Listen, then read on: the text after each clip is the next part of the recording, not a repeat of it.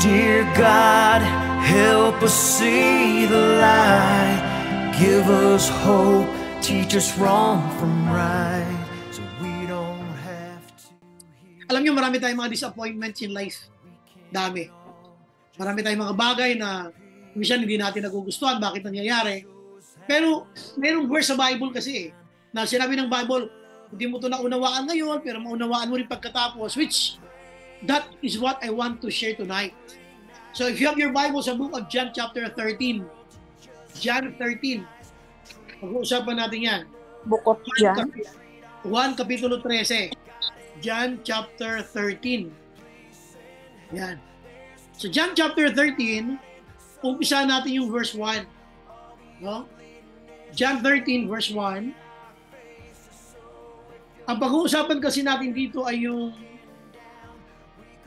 yung mga bagay na mga pagtatanong mo sa Panginoon na ipapahayag lamang ng Diyos sa mga huling araw na, kumbaga, pagtapos ng mga pagsubok. Kaya sabi ko rito, sa 7, pag binasa nyo yung 7 unahin na natin yung 7 para maintindihan nyo. Ito kasi panahon na hugasan ni Jesus ang mga paa ng mga alagad. Ngayon tumanggi si Pedro. Sabi niya sa 6, he came to Simon Peter who said to him, Lord, are you going to wash my feet? Sa 7, sabi ni Lord, you do not realize now what I am doing, but later you will understand. Ang ganda niyan. Ito yung mga disappointments in life. Sabi niya, you do not realize now what I am doing, but later you will understand. So, sabi ni Peter, no, said Peter, you shall never wash my feet. Jesus answered, unless I wash you, you have no part with me. Then, Lord, Simon Peter replied, not just my feet, but my hands and my head as well.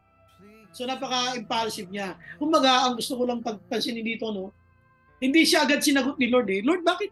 Lord, ba't di ka maghuhugas ng paa ng mga paa ko? Hindi ba dapat ako maghugas ng paa mo? Hindi mo naunawaan ngayon, sabi niya. Yung sinasabi ko, pero maunawaan mo rin pagkatapos. Ito yung sinasabi ko, when God's no, becomes you'll know. Yun ang title natin. Ngayong gabi. Ulit when God's no, quote unquote, when God's no becomes you'll know. Yan. Kailan yung God's no, yung no ni Lord ay malalaman mo. You'll know. You will know. You apostrophe LL. You'll know. When God's no becomes you'll know. Yan. So kailan yung pagtanggi ng Diyos ay malalaman mo ang kadahilanan ng Diyos. Ito kasi yan. Ang background kasi yan, nung si Jesus ay nagpunta sa upper room, kasama yung mga alagad, lahat ng mga alagad ang iniisip nila kung sino ba magiging dakila sa kaharian ng langit. Sabi nung si James at si John, ay kung maaari, sabi nung kanilang nanay, baka pwedeng isa sa anak ko sa kaliwa, yung isa naman ay sa kanan. Sabi ni Lord, hindi nyo nalalaman ang inyong hinihingi. Sabi niya, ito yung mga pinagkalooban lamang ng Ama. Sabi niya ganun. Tapos, hanggang sa nung nasa loob na sila ng upper room, kumakain na sila, wala lang nagtangka maghugas ng mga paa ng mga alagad. Kaya ang ginawa ni Jesus, iniwanan niya yung pagkain niya, kumuha ng planggana, tapos naglagay ng apron, tapos hinugasan yung paa ng mga alagad. Kaya ang mapapasin niyo dito ay, sabi ng Bible, bakit niya ginawa yun? Tingnan niyo yung verse 1. Tingnan niyo yung verse 1. Bakit niya ginawa yun? Bakit yung mga bagay na hindi natin maintindihan? Ito sabi ng Bible, it was just before the Passover festival, Jesus knew that the hour had come for him to leave his world and go to the Father. Having loved his own who were in the world, he loved them to the end. Kumbaga, alam niyang malapit na yung oras niya at siya babalik na sa Ama, sabi ng Bible, ay mahal niya ang kanyang mga anak, sabi niya, at ngayon ipapakita niya kung hanggang saan yung kanyang pagmamahal. The evening meal was in progress habang naghahapunan sila, and the devil had already prompted Judas, the son of Simon Iscariot, to betray Jesus. Habang sila'y kumakain, ang sabi dito ng Bible ay pumasok kay Judas yung masamang espiritu na nagsasabi sa kanyang ipagkanulo niya na ang Panginoon. So verse 3, Jesus knew that the Father had put all things under His power. Kumbaga, alam ni Jesus na lahat ay binigay na sa kanyang kapangyarihan ng Ama. Tapos sabi dito ng Bible, at siya ay babalik din sa Diyos. Kaya ang ginawa niya, siya ay tumayo, took off his outer clothing and wrapped a towel around his waist. At pagkatapos ito, gumawa siya ng parang planggana na may tubig at hugasan yung paa ng mga alagad.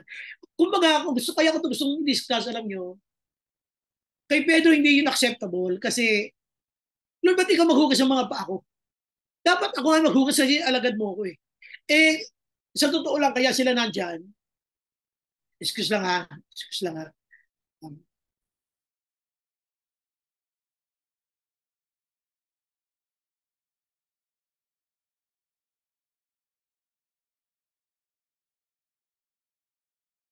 Ayan, humingi lang ako ng water kay Mami Rose. Sabi ko sa akin, pahingin lang water. Okay, gay. So, tutuloy ko lang ito. Uy, andyan si, from Pampanga, si Ederlyn. Mapasok. Ayan, so, thank you, Ederlyn, at ikaw ay nariyan. Ano ba sa Kapampangan yung magandang gabi? Ano ba yun? Ano sa Kapampangan magandang gabi? Ano, Bumay? Ano sa Kapampangan magandang gabi? Maganda ako, Pastor. Anong maganda ako, Pastor? Ano nga? Hindi mo rin alam, ang mira Kapampangan to. Kapampangan Kenny.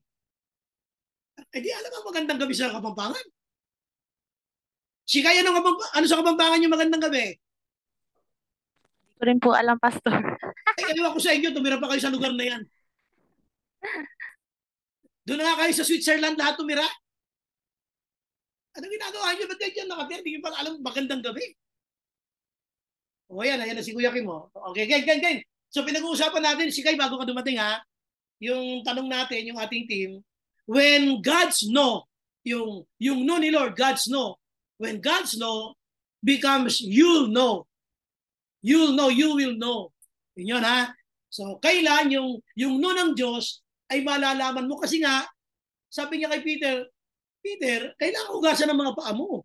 Hindi, Lord, dapat ako maghugas ng mga paa mo. Hindi ko pa hugasan ng paa ko. Alam mo, pag hindi pinahugasan ng paa mo sa akin, wala kang kaugnayan sa akin. Eh, Lord, pwede sige. Hugasan mo na yung pati buong katawan ko na. At tapos sabi niya ni Lord, hindi mo naunawaan ngayon yung ginagawa ko. Ngunit mauunawaan mo rin pagkatapos. Ito yung you will know. Yung God's know, you will know. Tanong, ano yung mga God's know ni Lord sa inyo? Ano yung mga God's know? Yung mga, sa tingin parang disapproval, mga discontinuation, ano yung mga bagay na God's know ni Lord? Pero sa banda huli pala, you will know. Bakit kaya? So ito yung pag-uusapan natin. So, let us pray muna. Let us pray. Shall we bow our heads, please? Lord, we thank you for tonight. Salamat po, Panginoon, sa iyong mga salita na aming pong pag-aaralan. Manguna po kayo, Panginoon. We ask you, Lord, to be with us. And we pray na lahat po ng aming pag-usapan, Panginoon, ay mabigay po ng kaluwalhati sa iyong pangalan. Lord, bless each one of us, Lord, na nandito kayo, Panginoon, sa SYP online. At lahat kami dito, Panginoon, pagpalaan niyo po, usapin niyo po, at sa lahat maparangalan po namin ang iyong pangalan. Salamat, Ama. Ito po ang dalangin sa pangalan ni Jesus. Amen. Amen. Uy, nandiyan si Jaja Pulong. Ja, magandang gabi. Hello, Ja. Nandiyan ka sa bahay o nasa work pa? Ja. Paano mo sa Bicol yung magandang gabi? Ano sa Bicol yung magandang gabi? Uy, hindi nyo rin alam. Pag-google nga kayo. Ano sa Bicol yung magandang gabi? Bicolana to si Jaja eh. Kaya ano sa Bicol yung magandang gabi? Ako nasa parang eh. O yun. Okay, game. So, balikan natin ito uli ha. Kasi sabi natin ano yung mga bagay na God's know. Tapos sabi ni Lord, you will know. Hindi ko yung kinagatan ko ha. Tadi lang ba yun eh? Okay, yung kinagatan mo dyan. Okay na lang kinagatan mo dyan. Game. So, tuloy natin. Uulitin ko yung background para malinaw na malinaw ha. Ang sabi ni Lord, Peter, hindi mo naunawaan ngayon yung nangyayari sa'yo. Pero maunawaan mo rin pagkatapos. Ano ba yun? Kasi nga, gusto niya susugasan yung paa niya. Ayaw niya. Sabi niya, hindi mo maintindihan to, pero payagan mo. You will know later. Kung ba, ganun tayo, may mga bagay na, Lord, teka, Lord, ba't ganito? May mga angal tayo kay Lord eh. No? Pero dito, ang gusto ko napansin nyo, sabi ni Lord, you will know later. Ang ganda nun eh. Kaya sabi nga, yung God's know means you will know. Maraming ganun eh. Di ba? Sa panahon na parang dami kang tampo kay Lord, marami kang mga pagtatanong kay Lord. Actually, yung actual questioning, actual questioning God is a moment when God will not respond eh. Hindi agad eh. Kasi meron siyang padadaanan sa iyo para mo maintindihan. So, ano gagawin mo ngayon? Anong gagawin mo ngayon? O sabihin ni Kim. Si Kim, Lord, gusto ko na po mag-asawa. Sabi ni Lord, hindi pa pwede. Lord, ba't naman hindi pa pwede? Basta hindi pa pwede, malalaman mo rin dahil bakit. Parang gano'n. Kasi nga, you will know. Sabi niya, later. So, ano gagawin mo ngayon? Magre-rebelde ka ba? Sasama ba loob natin kay Lord? Pagagalit ba tayo kay Lord? Kasi meron siyang sinasabing God's no at the moment. Number 1, tingnan niyo yung response ni Peter ha. Tignan natin. Ang response ni Peter, sabi ng Bible, sa verse 6, he came to Simon Peter. Lumapit si Jesus kay Peter. Sabi niya, Lord, are you going to wash my feet? Sabi ni Jesus sa 7, you do not realize now what I am doing. But later, you will understand. So, sabi niya, no, Lord. No, sabi niya, you shall never wash my feet unless I wash you. Sabi ni Lord, you have no part with me. Malibaw gasan ko ang paa mo, walang kaugnayan sa akin. Then, Lord, Simon Peter replied, not just my feet, but my hands and my head as well. Ang ganun po ba, Lord? Ayoko namang wala ng kaugnayan sa iyo. Sige mo, hugasan mo na po ang aking buong katawan. So, anong ginawa dito ni Peter? Sa panahon na hindi niya naiintindihan, nagtatanong siya, Lord, hindi pwede ito. Alam niyo una niya ginawa? By accepting it. Accepting it, that is the very word tonight. Ayaw niya eh. No, bakit? No, Lord, ako dapat maghugas eh. Hindi mo naiintindihan eh. Sabi ni Lord, no. Kailangan mo natin gawin to. Then you will know later. So, ano gagawin mo pag may mga dissatisfaction ka at the moment? May mga questions ka at the moment. Na ikaw naman ay nagpe-pray, ikaw naman ay dumadalangin ng guidance ni Lord, ikaw naman ay anak ng Diyos na alam mo nga pinakausap mo siya lagi, nagpe-pray ka. Alam mo, isang magandang attitude dito ginawa ni Peter. Accepting it. Even at the time na you don't understand it, the best thing to do is to accept it. Why? Other verses in the scripture giving us the assurance that God's plan for our lives is far better than our plans for ourselves. Kumbaga, tingnan niyo iba't ibang mga verses sa Bible. Pinagpapatunay lamang na mas maganda ang plano ng Diyos kaysa mga plano natin sa buhay natin. Na laging maganda ang plano ng Diyos. Ibig sabihin, not because I don't understand it, ibig sabihin ay pangit na ang plano ng Diyos sa buhay ko dahil hindi ko siya maintindihan? No, it's not that. Ang sinasabi lang niya dito is, you have to understand na ngayon, di mo lang naintindihan yan, pero yakapin mo lang itong nangyayaring ito sa ngayon, pero paunawa ko rin sa iyo pagkatapos. Alam niyo, ito di ba, hayag na hayag naman sa inyo buhay ko, di ba? Di ba sabi ko sa inyo noon, nung youth pa ako, di ba, nanligaw ako, nabasted ako. Di ba kinukwento ko sa inyo? Sa mga loob ko. Tapos hanggang sa dumating tayo, okay, Lord, sige, kung talagang, unahin ko na lang muna yung ministry, seek you first. O nung ready na ako, inuna ko ng ministry, o tsaka naman dumating si Mami Rose. O di ba? Sabi ko lang nga lang nung kami ni Mami Rose, ay salamat at binasted ako ng mga nauna akong niligawan. Kasi kung dinala ako binasted, ay hindi ko sana napakasawa si Mami Rose, kaya ganda-ganda ng asawa ko. Isipin nyo naman. Sabi ko, naku, buti na lang talaga binagbabasted ako. Salamat sa mga yun. Salamat sa mga mokong na yun. Alam nyo, kaya ako sinasabi lang yan. Ngayon nakakatawa ako, pero alam nyo ba, nung panahon binasted ako, sugatan ako eh. Masakit. Ang hirap kaya yun. Ang hirap kaya ng sitwasyon na yun. I was broken at that time. When there is brokenness, there are heartaches, there are pains. At hindi ko yung matanggap. Pastor, madali yan sinasabi mong accepting it. I know what I'm saying. I've been there. Naalala ko tuloy itong buhay ko sa corporate Nung ako ay nagtatrabaho pa, nagtampo ako sa boss ko na babae. yung aming general manager noon, babae. Tapos sabi niya, ay na-hospital kasi nanay ko noon eh. Kung ma-hospital ang nanay ko noon, umabsent ako. Sinabi ko na hindi ako makakapasok dahil pupunta ako sa ospital. Alam nyo, noong panahon kasi, may pager pa, hindi pa cellphone. Ang dami kong page na sinasabi, pinapapasok ako. Hanggang sa sinabi sa akin ng general manager namin, pag hindi ka pumasok sa araw ng Huwebes, sabi niya, tanggal ka na, terminated ka na. Alam niyo ginawa ko nung Huwebes na yon? Sabi ko, ano ba kasalanan ko? Dumalaw lang naman ako sa nanay ko. Hanggang sa ginawa ko, sumamalob ko sa kanya, pero pagdating nung Biyernes, hindi na Huwebes, hindi talaga ako pumasok eh. Nung Biyernes na, kinausap ako, Mr. Rocdor, sorry, you can get your last pay mo. Sabi sa akin ha, kasi wala ka kahapon, binigyan ka namin ng allowance na makapunta ka rito. Sabi ko, alam niyo ma'am, may sakit yung nanay ko. Kailangan kong dumalaw. Sabi niya, mag-iisang linggo ka ng absent. Sabi niya, ito masakit, alam niyo, sinabi sa akin, ang kailangan ng nanay mo pera, pang pa-opera sa kanya, hindi ikaw. Lalo talaga ako nagalit. Sabi niya, ang kailangan ng nanay mo pera, hindi ikaw. Lalo talaga sumamalog ko. Kaya kinalunisan, nag-resign ako. Ano sama ko ng loob? Kumukota ako eh. Ang lakas ng benta ko eh. Bakit ako natanggal? Nagpe-pray naman ako eh. Tapos pastor na ako that time. Lord, bakit naman ako natanggal dito sa trabaho to? Alam niyo ba? Hindi kayo mabuti ha. Dahil doon na-challenge ako, nag-apply ako sa ibang company, tapos nag-apply na ako ng mas mataas na posisyon. Nag-apply ako as general manager nung panahon na yon. Hindi ko akalain matatanggap ako. Pero nung una, sabi ko, basta applyan ko to. Basta sa paging industry pa rin. Kaya ko naman ito patakbuhin. Ngayon, kung ayaw na sa akin, di wag. Pero pag ako matatanggap, edi sige.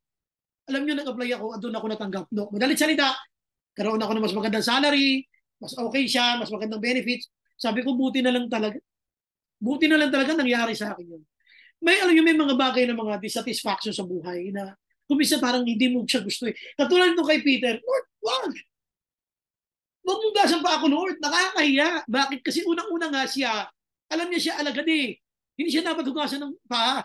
Pero sabi niya ni Lord, hindi mo naunawaan ngayon ang ginagawa ko. Pero maunawaan mo rin pagkatapos. Alam niyo, hindi lahat na nangyayari sa buhay Kristiyano, unawaan natin. Alam mo, hahawakan mo na lang yung magandang pangarap ng Diyos sa buhay mo. Alam ko, Lord, magandang pangarap mo sa akin. Kaya, Lord, kahit hindi ko ito naiintindihan, yayakapin ko ito eh. Ganun ang ginawa niya. Accepting it, that is number one. Sabi ni Peter, ganun po ba, Lord? Sige mo, pati buong katawan ko na, Lord, hugasan mo na po. See? Tinanggap mo na. By accepting it. Alam nyo, the best way to solve a problem is to accept the truth. You cannot solve a problem without accepting the truth. Isang nanay na merong mga anak na 8, 9, 10. Tatlong bata na magkakasunod ang edad. Namatay yung nanay. Ang nag-alaga na lang yung tatay. Ngayon, tuwing hapon, yung tatlong bata na yon, nandun sa hagdanan nila, inaantay nila yung nanay nila. Hindi nila pa naiintindihan kung ano yung kamatayan. Namatay na nga yung nanay nila kasi hanggang sa paghapon, kinakausap sila ng tatay nila, wala na si mama nyo. Matay na siya, nasa heaven na siya. Ganun na nga lang paliwanag ng tatay niya. Huwag nyo nang inaantay dito kasi lagi malungkot yung tatlong bata. Tuwing hapon nag-aantay kasi nakasanayan na nila. Alam nyo, sabi nung binabasa ko nga sa ilalim ng kasulat, the best way to solve a problem is to accept the truth. Accept the truth. Ano man ang mga kalagayan natin ngayon sa buhay, tanggapin mo lang. Why? Because God's plan is better than ours. So ngayon, dito, yung pangalawa, sabi ko nga, unang-una, accepting it. Number two. Kasi punta tayo dun sa verse sa Bible. Sabi niya,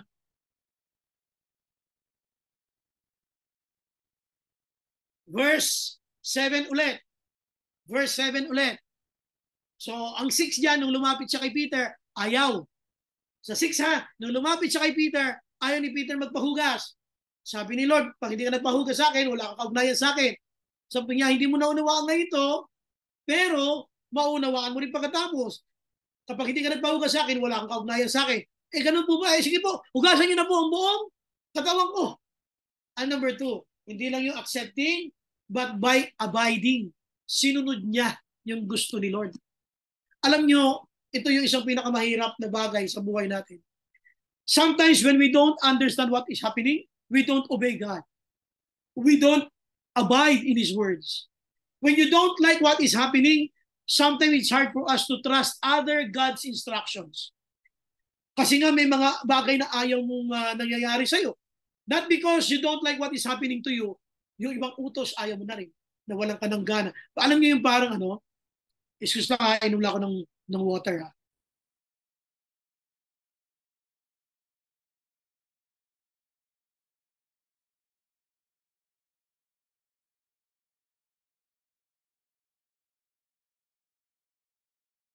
Alam niyo yung bagong mag-break?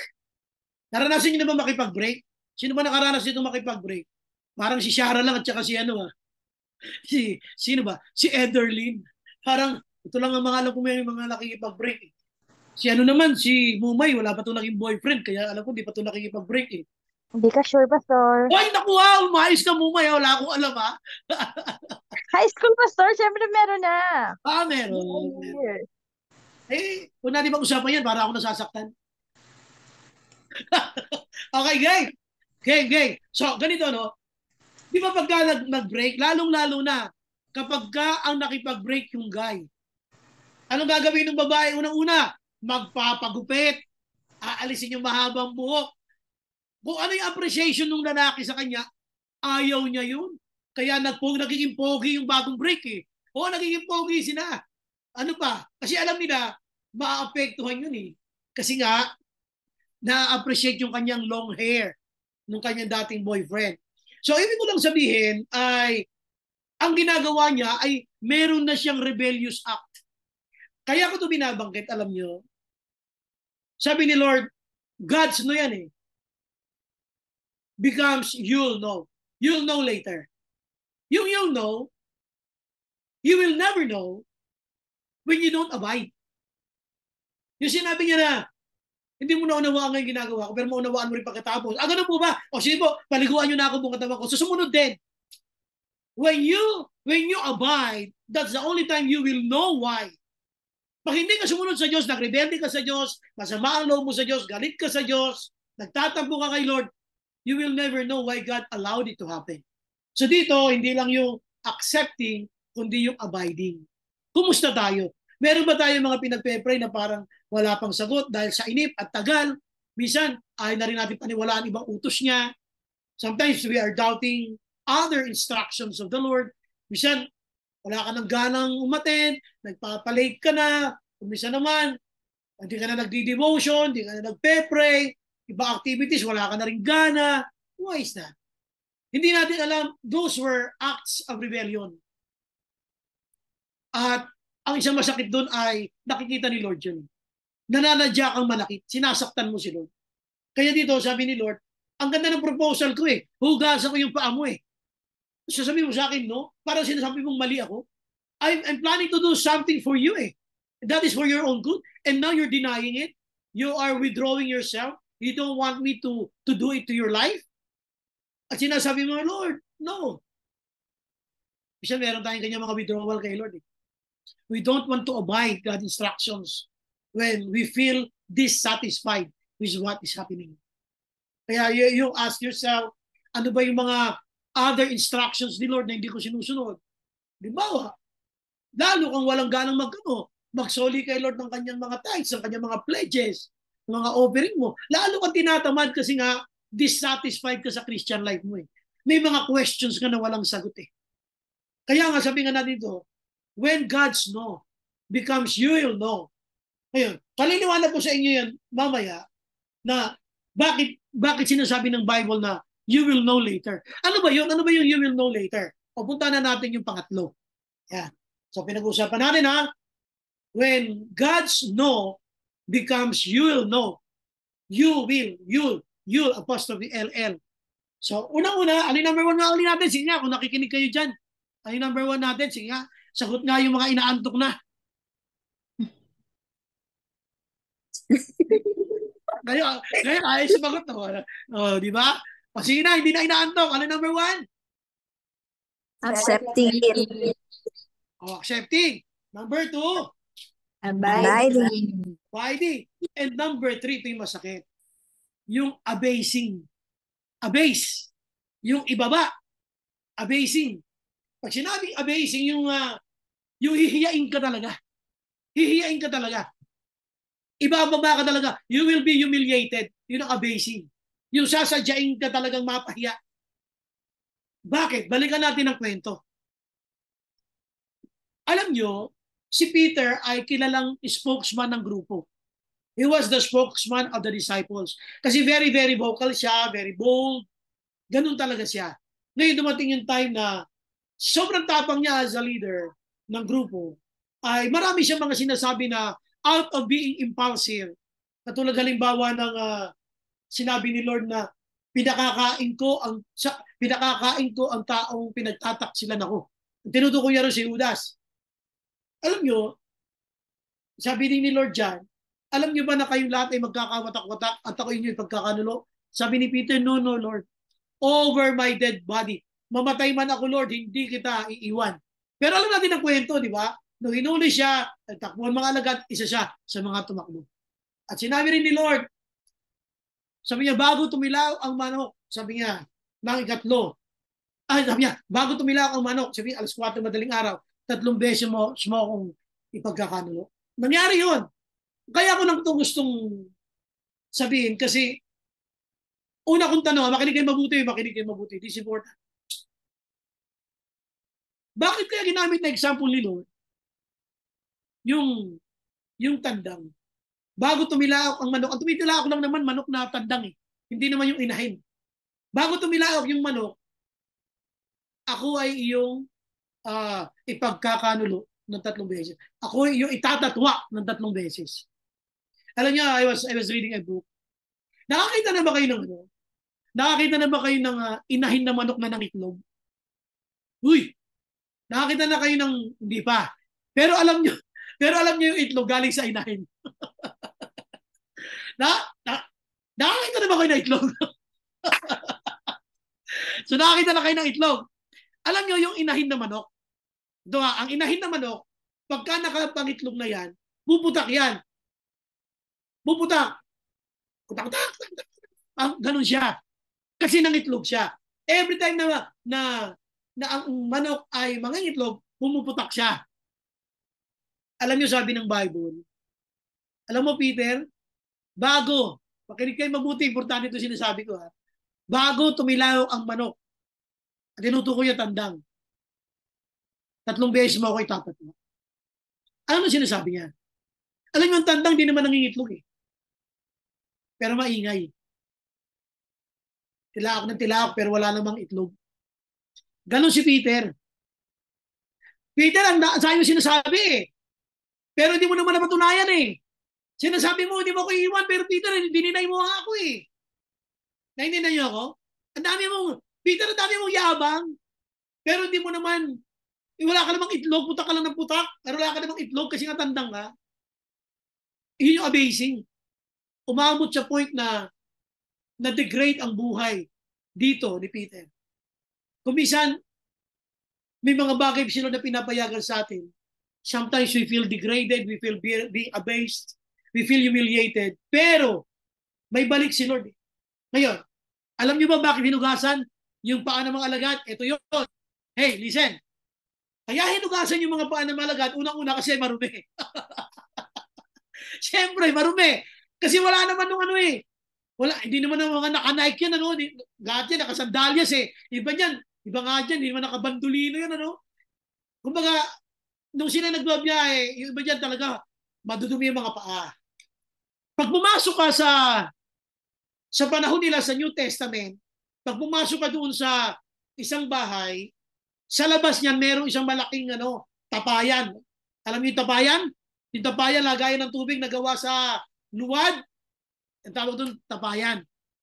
Tapos, bago ka pumasok doon, may alipin doon na hugasan ng paa mo. May tagahugas. Kaya lang that time, nung dumating sila Jesus, wala yung alipin na yon. Walang naghugas ng mga paa. Kumakain at sila lahat, wala man na nangangahas na maglakas ng loob para maghugas ng paa. Kaya si Lord na yung naghugas. Kaya ang sabi niya, tingnan niyo yung verse 16, kung di ako nagkakamali. Samahan niyo ako please. Buksan niyo yung Bible niyo. Ito. Umpisahan natin sa verse 13. Oy, buksan niyo yung Bible niyo. Nasaan ba si Tim? Bakit lagi yung profile picture lang yan? Verse 13. You call me teacher. Sabi niya ha. You call me teacher and Lord, and rightly so, for that is what I am. Now that I, your Lord and teacher, have washed your feet, you also should wash one another's feet. Kung ako, sabi niya, na guro ninyo, ay hinugasan ko ng ang paa ninyong lahat, dapat, makinig kayo, maghugasan din kayo ng paa. Alam nyo, malibang ibigay ng tao ang kanyang paa, hindi niya mahugasan niya ng kanyang kapwa. In other words, yung ginawa ni Jesus na paghugasan ng mga paa, sabi niya, maghugasan din kayo ng paa. In other words, magtanggapan kayo ng kanya-kanya ninyong dumi. Lahat tayo may kanya-kanyang dumi. Be willing to accept one another's dirt bilang magkakapatid. Okay. Di ba si Pedro, itinatuwa niya si Lord 3 beses. So, alam natin, nagsisi siya. At pagkatapos niya magsisi, bumalik siya sa mga alagad at tinanggap siya uli ng mga alagad. Yun ang sinasabi niya na magtanggapan kayo. Kung ako nga Panginoon nyo, tinanggap ko yung karumihan ninyo. Dapat magtanggapan din kayo. Kaya pagbalik niya mula doon sa kanyang pagsisisi na itinatuwa niya si Lord, tinanggap siya ng mga alagad. Yun yung sinasabi niya na you will know later. Hindi mo na unawan bakit hinugasan yung paa mo. You will know later. Pag nagkasala ka na, nag-guilty ka, babalik ka sa kanila at tatanggapin ka nila uli kasi mayroon kang kaugnayan sa akin. Yun yung sinasabi niya. Kaya tayo magkakapatid sa Panginoon, magtanggapan tayo ng kanya-kanyang dumi. Walang marunong dito na napakahusay, na napakalinis. Lahat tayo may kanya-kanyang dumi. At bilang mga Kristiyano, manatili tayong buo na magkakapatid at magtanggapan tayo ng kanya-kanyang dumi. Inom lang ako ng water, son.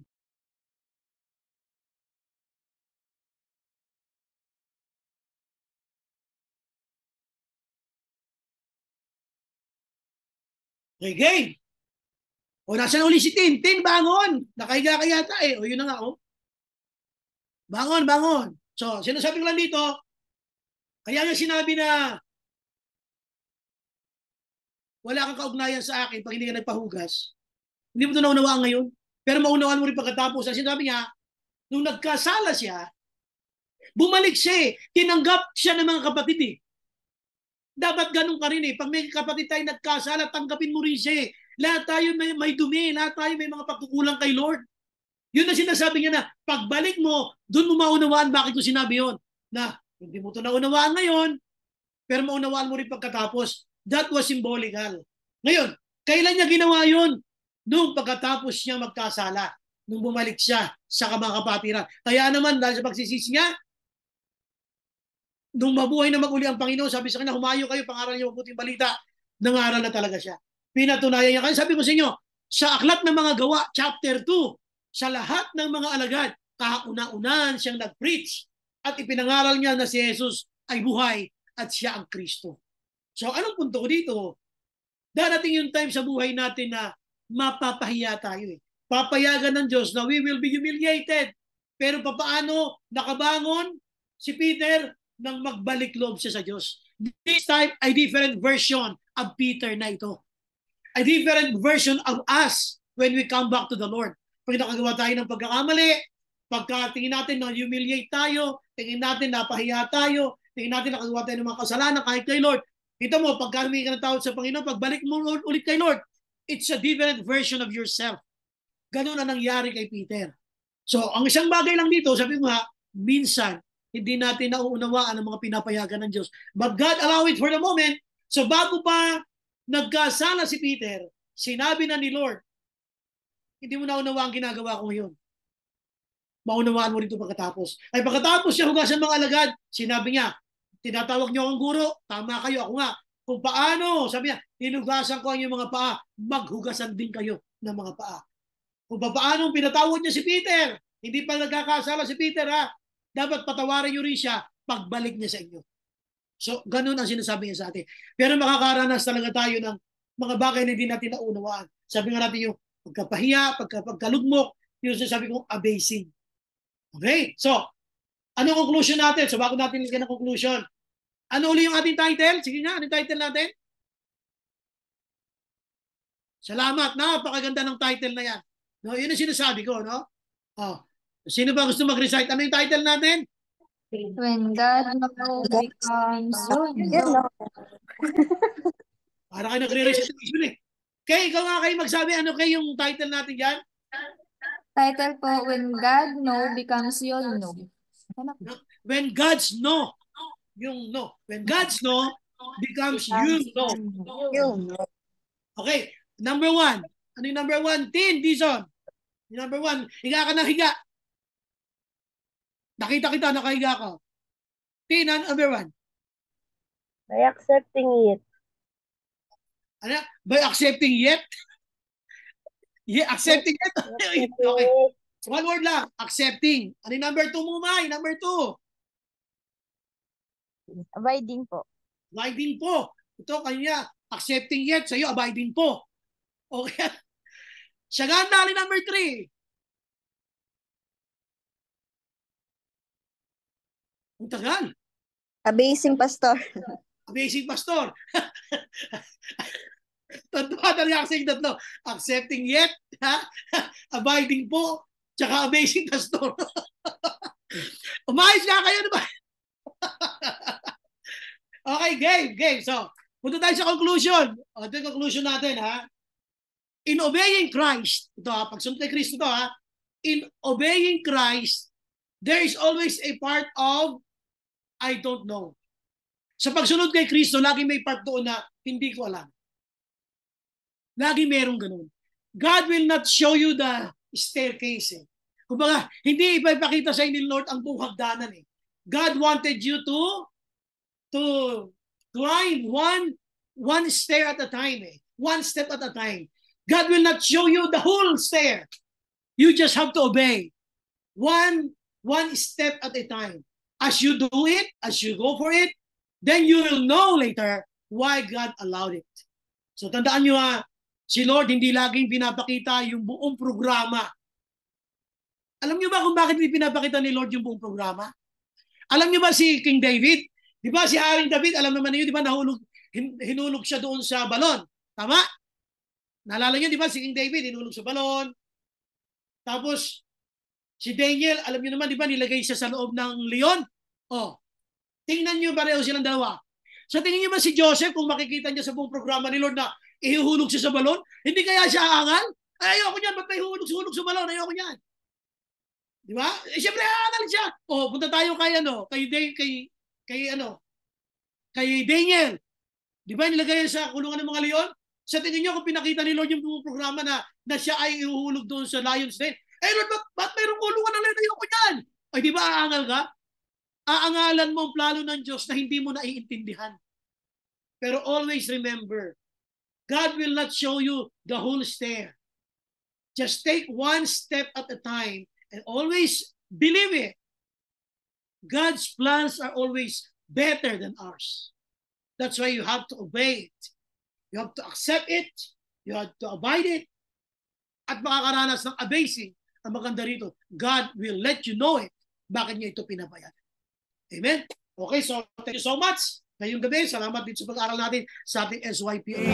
Dear God, help us see the light.